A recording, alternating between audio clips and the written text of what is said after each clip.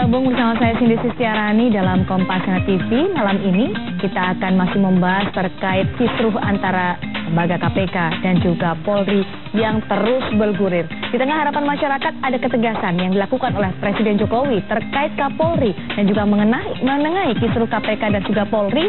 Ternyata hari ini ada pergerakan yang mengejutkan mungkin bagi sebagian masyarakat bahwa hari ini Presiden Joko Widodo bertemu dengan Prabowo Subianto di Istana Bogor, Jawa Barat.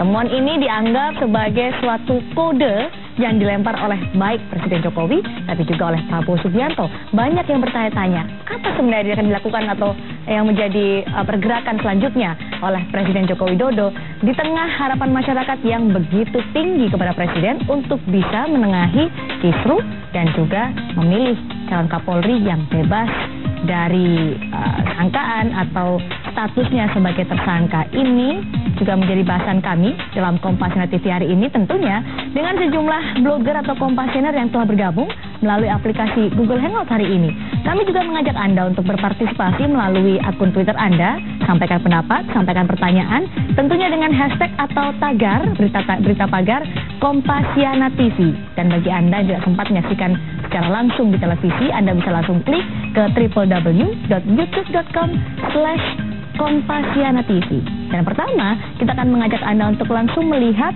ke laman kompas.com yang juga membahas terkait tim independen yang telah memberikan rekomendasinya kepada Presiden Joko Widodo. Nah, ini dia, tim independen yang khusus ditunjuk dan dibentuk oleh Presiden Joko Widodo sudah menyampaikan rekomendasi finalnya. Tim independen yang beranggotakan 9 orang ini memberikan opsi atau 5 butir rekomendasi untuk Presiden. Yang pertama, Presiden harus memberi kepastian terhadap siapapun penegak hukum yang berstatus tersangka untuk mengundurkan diri atau tidak menduduki jabatannya. Rekomendasi lainnya yang cukup keras juga oleh tim independen adalah Presiden seyogyanya tidak melantik calon Kapolri dengan status tersangka. Yang terakhir kami sarankan adalah tim independen meminta Presiden menegaskan kembali komitmennya terhadap pemberantasan korupsi dan penegakan hukum pada umumnya sesuai dengan harapan masyarakat. Ini sepertinya yang digarisbawahi juga oleh masyarakat, harapan mereka terkait rekomendasi dari tim independen yang diharapkan bisa dilaksanakan oleh Presiden Joko Widodo. Artikel selanjutnya masih dari laman kompas.com, kita akan melihat bagaimana pergerakan tim independen ini dinilai akan sangat terbatas karena tidak ada kepres yang ditandatangani atau keputusan Presiden yang ditandatangani oleh Presiden Joko Widodo. Ini dia, Presiden Joko Widodo memutuskan tidak memformalkan tim independen sehingga tim yang banyak diharapkan publik bisa memberikan solusi, bisa menjadi solusi atas perseteruan dua institusi, tidak bisa menggali fakta lebih mendalam karena tidak adanya keputusan Presiden. Dan secara umum, salah seorang anggota tim independen mengatakan tidak akan sampai fact-finding atau mencari fakta karena tidak ada kepresnya. Sementara Bambang Widodo Umar yang juga menjadi satu anggota tim independen mengatakan kami hanya memberikan saran ketika diperlukan. Keputusan masih tetap ada di tangan Presiden. Ini dia yang menjadi informasi utama terkait dengan tim independen KPK Polri yang dianggap akan terbatas pergerakannya, hanya sebatas memberikan rekomendasi karena tidak ada kepres di situ. Lalu apa yang akan dilakukan oleh Presiden Joko Widodo setelah hari ini bertemu dengan Prabowo Subianto, bertemu juga dengan Kompolnas, bertemu juga dengan mantan Presiden Habibie? Ini yang akan ditunggu. Sebenarnya kejutan apa atau strategi apa yang sudah disiapkan oleh Presiden Joko Widodo? Kita akan membahasnya bersama seorang pakar hukum tata negara yang telah hadir di Kompasana TV, Bang Refli Harun. Selamat malam. Selamat malam.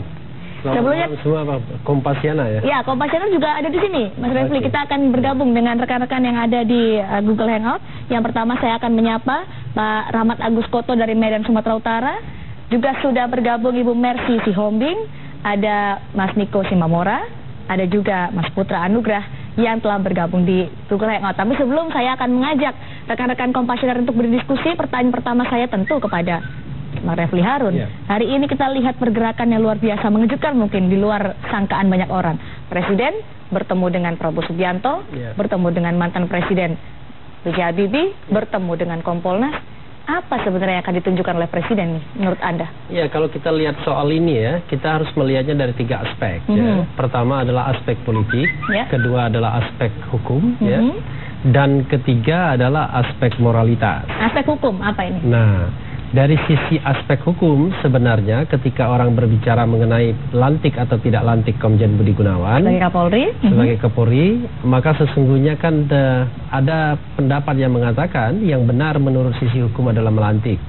Tapi banyak juga yang mengatakan yang benar dari sisi hukum adalah tidak melantik. Jadi biasalah orang hukum kan selalu begitu kan, ada sisi tergantung bagaimana sudut pandang dan interpretasi. Kalau dilihat dari pesan yang disampaikan secara tersirat oleh Presiden hari ini di sisi hukum? Sebenarnya mungkin hukumnya itu masih meragukan 50-50 posisinya di mata Presiden yang saya bisa selami ya. Tetapi dari sisi moralitas kan sudah jelas ya. Saya kira kalau misalnya berpihak kepada publik, hati nurani, akal sehat dan lain sebagainya, dan juga komitmen untuk melakukan pemberantasan korupsi, maka pilihan yang paling rasional adalah tidak melantik sesungguhnya ya. Bukan pada orangnya, tetapi kita harus punya komitmen yang keras, tegas, jelas terhadap pemberantasan korupsi ini. Jadi tidak layak, saya setuju dengan rekomendasi tim 9 itu, tidak layak seorang tersangka itu kemudian menduduki jabatan publik. Walaupun memang ada azas praduga tak bersalah, tetapi kita tahu bahwa menduduki jabatan publik ini tidak semata-mata hak ya, tetapi dia juga adalah trust, public trust, kepercayaan publik. Apalagi pemimpin lembaga penegak hukum. Apalagi pemimpin lembaga penegak hukum semacam Kapolri. Nah, itu dari sisi moralitasnya sudah jelas. Tapi yang memang agak berat, yang saya kira sedang dipertaruhkan oleh Jokowi, dari sisi politiknya. Kita tahu bahwa semua tokoh-tokoh politik awalnya ya, hingga paling tidak sampai sebelum hari ini, itu mendukung agar kemudian Komjen Budi Gunawan dilantik. Nah, inilah yang saya kira perhitungan inilah yang sedang ditimbang-timbang Jokowi. Tapi apa artinya ketika pada saat setelah pertemuan Prabowo Subianto menyatakan bahwa Presiden Jokowi terkait kisru KPK Polri akan mengambil keputusan sesuai dengan apa yang dengan masyarakat. Kemudian juga Presiden Jokowi menyatakan Prabowo Subianto akan mendukung penuh pemerintahan Jokowi JK. Ya. Ada pesan apa nih? Ya, kalau saya melihat, ya saya kira begitu ya, karena begini, ketika hukumnya abu-abu, sebenarnya begini, kelemahan di perspektif hukumnya adalah sangat tergantung bagaimana DPR menyikapi. Jadi kalau sesungguhnya DPR tidak mempermasalahkan, ya, kadang-kadang yang dianggap melanggar hukum pun bisa benar. Apalagi ini posisinya saya kira lebih banyak orang mengatakan tidak melantik itu jauh lebih baik. Nah, tetapi dari sisi moralitas, ya moralitas itu kan milik publik. Tetapi yang punya palu setuju, tidak setuju dan lain sebagainya adalah DPR. Kalau seandainya memang tidak melantik, maka kan harus mengajukan calon Kapolri yang baru, ya, calon baru Kapolri. Dan calon ini harus disetujui oleh DPR juga. Kalau DPR tidak setuju, ya, maka kemudian status quo. Kalau DPR setuju, maka siapa yang diajukan oleh Jokowi itu akan menjadi Kapolri yang baru. Nah, jadi hitung-hitungan inilah yang membuat kita sulit jadinya. Karena itu saya kira memang ya kita harus menghimbau elit-elit politik di negeri ini tidak hanya mengedepankan kepentingan ya, sesaat, tapi juga cobalah bagaimana kemudian membuat sesuatu, memutuskan sesuatu itu didasarkan pada hati nurani publik. Dan saya yakin hati nurani publik itu tidak menginginkan tersangka menjadi pejabat publik. Sudah ada di sini, kami undang beberapa diantaranya melalui Kompasi, melalui Google Hangout. Mungkin ke Pak Rahmat Agus Koto, kalau Anda melihat apa pergerakan yang dilakukan oleh Presiden saat ini, tanggapan Anda, Pak Agus? Selamat malam Mbak Cynthia, Mas Refli. Ini memang kita kisru politik ini dari sisi menariknya ini sangat menarik sekali ya. Silakan singkat saja Pak Agus. Ya, kan kalau sebenarnya kita prihatin lah ini kan. Kalau terlalu lama ini permasalahan ini nggak kelar-kelar kan, kapan bisa presiden pemerintah bisa fokus untuk membangun kita kan. Penilaian Anda Pak Agus soal pertemuan-pertemuan yang dilangsungkan oleh Presiden Joko Widodo hari ini, mulai dari bersama Prabowo Subianto, kemudian mantan Presiden B.J. Habibie dan juga Kompolnas, Anda melihat ini sebuah perlawanankah atas tekanan politik yang menghimpit? Kalau orang bilang selalu Presiden dihimpit oleh tekanan politik. saya sangat mengapresiasi Pak Jokowi yang telah mau mendatangi atau bertemu dengan Pak Prabowo, dengan Pak Habibie. Itu satu langkah yang sangat bagus sekali itu. Oke. Jadi saya yakin sekali itu mungkin sedang mencari sejenis saran lah apa langkah-langkah yang harus diambil oleh Presiden Jokowi untuk mengambil keseluruhan politik yang diawali oleh salah langkahnya Jokowi. Salah langkahnya dia, baik. Ini artinya kalau tadi Pak Rahmat Agustoto menyatakan ini Presiden juga sedang mengumpulkan saran lain meskipun sudah ada rekomendasi oleh tim independen. Anda setuju, Mas Niko, soal ini Presiden masih mencari saran dari pihak lain untuk mencari solusi? Saya kira sudah cukup banyak rekomendasi sebenarnya yang diberikan kepada Jokowi terkait dengan isu KPK dan Polri ini. Salah satunya itu mungkin dari tim independen ini sudah cukup baik untuk bisa kemudian nanti dijalankan. Namun dari tokoh-tokoh lain juga saya kira masih dibutuhkan masukan-masukan yang bisa menjadi masukan Jokowi untuk kemudian bisa mengambil kebijakan nanti mengatasi masalah ini. Saya kira seperti itu.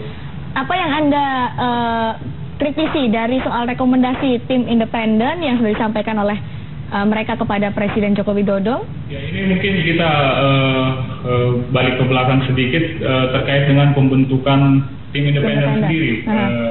Tim 9 ini tidak ada payung hukum, surat keputusan presidennya tidak ada, sehingga legalitasnya itu masih dipertanyakan. Lalu bagaimana kaitannya dengan institusi lain? Mungkin presiden sendiri bila ingin meminta masukan, juga punya Dewan Pertimbangan Presiden. Bagaimana?